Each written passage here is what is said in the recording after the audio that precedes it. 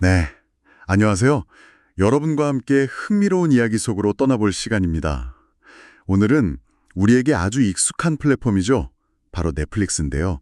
이 넷플릭스의 인기 작품들, 그중에서도 특히 오징어 게임하고 기묘한 이야기를 통해서 그 안에 어쩌면 숨겨져 있을지 모를 복음의 메시지를 함께 찾아보는 그런 시간을 가져보려고 합니다. 그리고 혹시 아직 이 작품들을 보지 않으신 분들이 계시다면요. 오늘 이야기에는 내용 스포일러가 좀 포함될 수 있으니까요. 이 점은 미리 참고해 주시면 좋겠습니다. 저희는 오늘 이 작품들을요.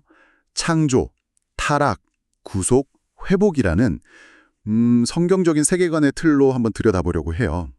그러니까 세상이 원래 선하게 창조되었지만 죄 때문에 깨지고 이게 타락이죠.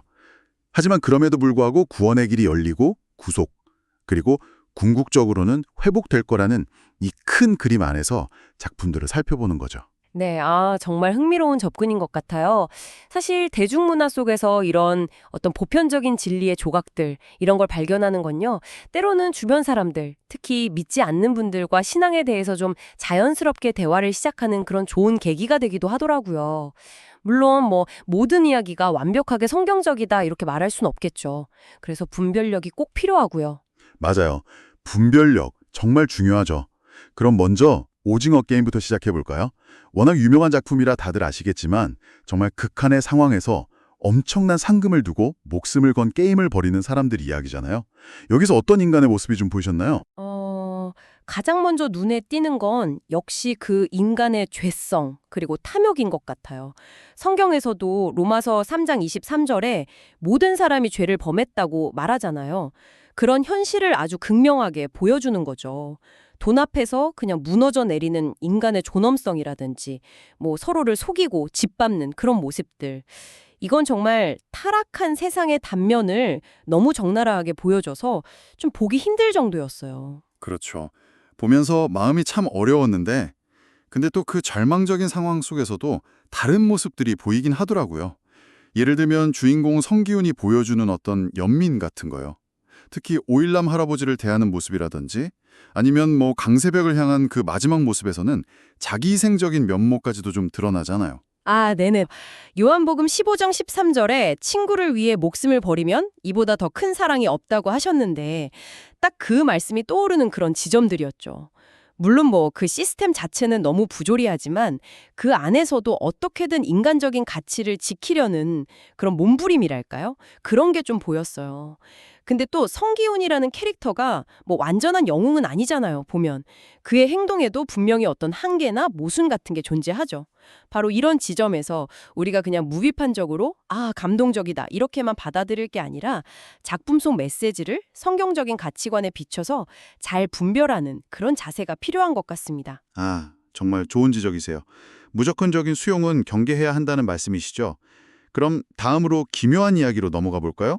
이것도 정말 인기 많은 시리즈인데 작은 마을에서 벌어지는 초자연적인 현상들, 그리고 아이들이 이걸 해결하려고 막 사투를 벌이는 그런 내용이죠. 네, 이 작품은 딱 보면 눈에 보이는 현실 세계 너머에 어떤 영적인 세계가 있다는 걸 보여주잖아요. 그 뒤집힌 세계, 이 뒤집힌 세계와 현실 세계의 싸움을 보여주면서 빛과 어둠의 대결 구도를 아주 선명하게 드러내죠. 성경 에베소서 6장 12절에도 보면 우리의 씨름은 혈과 육을 상대하는 것이 아니오 통치자들과 권세들과 이 어둠의 세상 주관자들과 하늘에 있는 악의 영들을 상대함이라 이렇게 말씀하시잖아요. 그런 맥락에서 좀 흥미롭게 볼 수 있는 지점들이 많은 것 같아요. 맞아요. 특히 그 주인공 일레븐이 친구들을 구하려고 자기 힘을 쓰면서 희생하는 모습들, 그건 정말 인상적이었어요. 어떤 그리스도의 대속을 떠올리게 하기도 하고요. 그리고 공동체의 역할, 이것도 정말 중요하게 그려지잖아요. 위기 속에서 친구들이랑 가족들이 서로 막 의지하고 함께 싸우는 모습 보면 진짜 어려울 때 서로 붙들어주는 신앙 공동체가 얼마나 중요한가 그런 생각도 하게 되고요.